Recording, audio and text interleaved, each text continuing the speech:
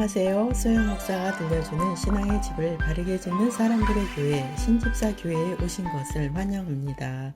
코로나 감염 중에 기도 내용을 여러분과 함께 나누고자 합니다. 시편 39편 11절에서 13절 주께서 죄악을 책망하사 사람을 징계하실 때에 그 영화를 좀먹음같이 소멸하게 하시니 참으로 인생이란 모두 헛될 뿐이니이다. 여호와여, 나의 기도를 들으시며 나의 부르짖음에 귀를 기울이소서. 내가 눈물 흘릴 때에 잠잠하지 마옵소서. 나는 주와 함께 있는 나그네이며 나의 모든 조상들처럼 떠도나이다. 주는 나를 용서하사 내가 떠나 없어지기 전에 나의 건강을 회복시키소서. 2022년 3월 말에 남편 목사님과 제가 코로나19에 감염되어서 격리 중에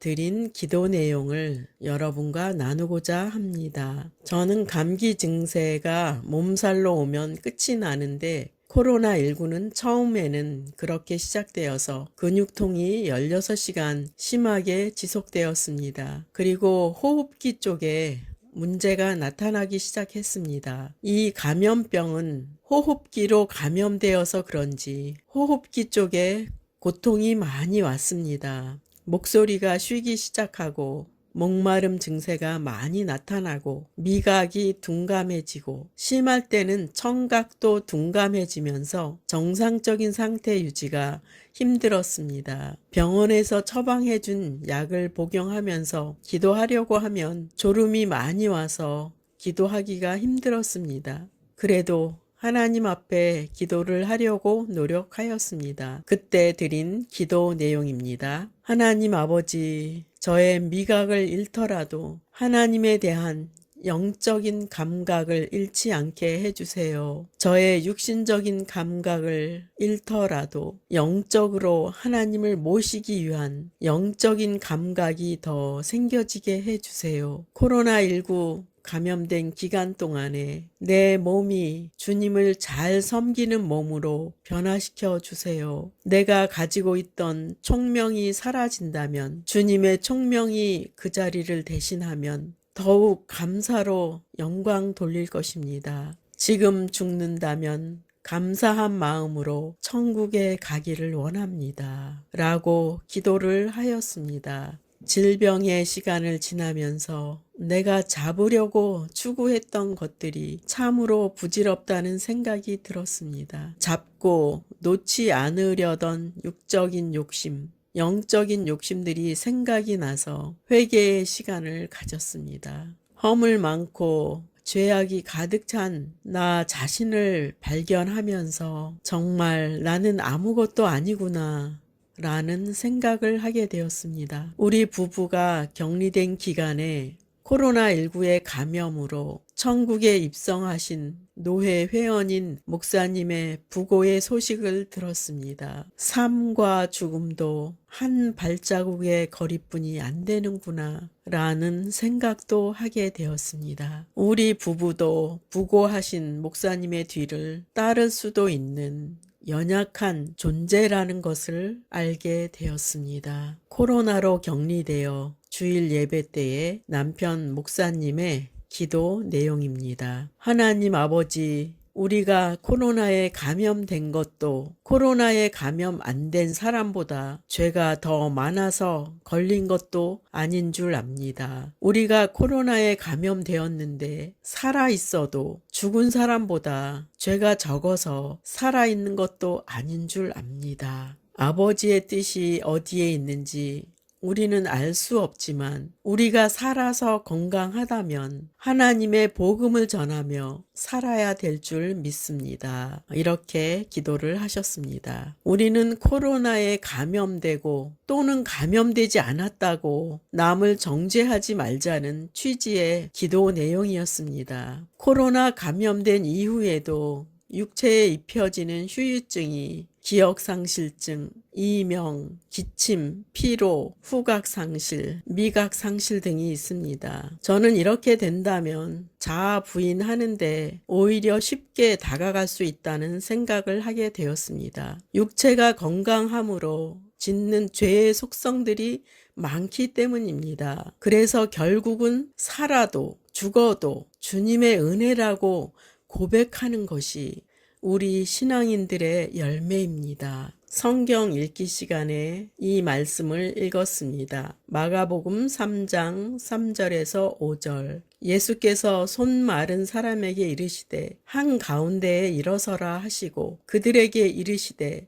안식일에 선을 행하는 것과 악을 행하는 것, 생명을 구하는 것과 죽이는 것, 어느 것이 옳으냐 하시니 그들이 잠잠하거늘 그들의 마음이 완악함을 탄식하사 노하심으로 그들을 둘러보시고 그 사람에게 이르시되 내 손을 내밀라 하시니 내밀매 그 손이 회복되었더라. 말씀을 읽고 나서 나는 질병의 고난을 내가 받아들이고만 있었구나. 예수님도 생명을 구하는 것, 병자를 고치는 것에 힘쓰셨는데 기도해서 치료받자는 믿음이 와서 저는 목에도 허리에도 제가 스스로 손을 얹고 기도를 하였습니다. 예수 이름으로 목은 새 것이 될지어다. 예수 이름으로 허리는 새 것이 될지어다. 라고 외쳤습니다. 기도는 우리에게 주신 권리입니다. 기도를 사용하여 치료받으시기 바랍니다. 예수님은 우리가 치료받고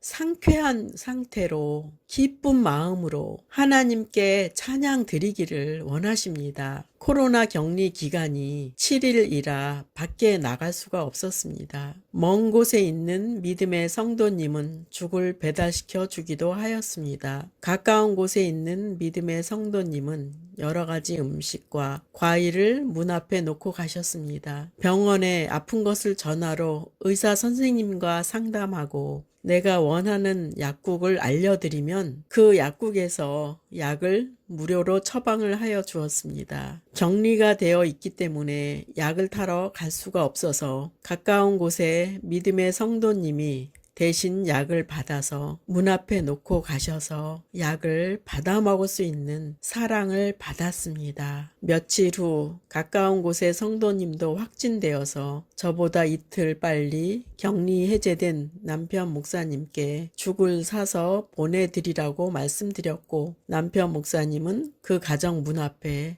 죽을 사서 배달해 드렸습니다. 그 이후에 주변 성도님도 확진되어서 약을 받아올 사람이 없어서 남편 목사님이 보건소에 전화를 하여 약을 받아다 줄 사람이 없다고 사정 이야기를 하였습니다. 보건소에서 30분 이내로 받아와도 된다고 하여서 처방받은 약을 받아올 수 있었습니다. 코로나 감염 후 소소한 이야기들을 이곳에 전하며 주의 성도들의 사랑도 전합니다. 여러분에게도 도움이 되리라 생각하여 전하게 되었습니다. 우리가 사는 이 땅은 영원히 있을 곳이 아닙니다. 지구촌의 암울한 소식은 매스컴을 통해 계속 나오고 있습니다. 그러나 성도들에게는 생명줄이 있습니다. 그 생명줄은 예수 그리스도를 알고 믿는 것입니다. 우리는 이 땅에 있기에 땅에서 일어나는 일들을 겪게 될 것입니다. 코로나에 감염될 수도 있고 환경의 위기에 갇혀 있게 되고 여러 가지 재앙에 노출되어 해를 입을 수도 있고 죽을 수도 있습니다. 이 땅은 잠시 거쳐가는 징검다리입니다. 베드로전서 1장 17절 외모로 보시지 않고 각 사람의 행위대로 심판하시는 이를 너희가 아버지라 부른즉 너희가 나그네로 있을 때에 두려움으로 지내라. 성경도 이 땅의 삶을 나그네의 시간이라고 말씀합니다. 이 땅에 닥칠 위기로 인해 두려워하지 말고 성경의 매뉴얼로 살다가 하나님께서 부르시면 천국으로 입성하면 됩니다. 환경의 재앙이 올지라도 주님은 여러분과 함께하고 계십니다. 고난과 환난 가운데 있을지라도 성령님은 여러분과 함께 하십니다. 여러분이 홀로 갇혀 있을지라도 하나님은 여러분의 기도를 들으십니다. 항상 함께 하시는 주님을 잊지 않는 저와 여러분이 되시기를 부탁드립니다. 마지막 시대를 살아가는 하나님의 백성 여러분, 교회는 다니지만 예수님을 그리스도로 믿지 않는 여러분, 하나님에 대해서 예수님에 대해서 잘 모르시는 여러분, 가나안 성도 여러분, 우리 함께 성경에 근거해서 성령의 능력으로 신앙의 집을 말씀대로 바르게 건축하도록 합시다. 누구나 유튜브에서 신집사 교회를 구독하심으로 신집사 교회 사역에 동참할 수 있습니다. 신집사 교회를 통해 영상으로 선교하는데 동참하기를 원하시는 분들과 함께 연합하기를 원합니다. 아브라함 목사에게 언제든지 연락 주십시오. 우리 주 예수 그리스도의 이름으로 축복하고 또 축복합니다.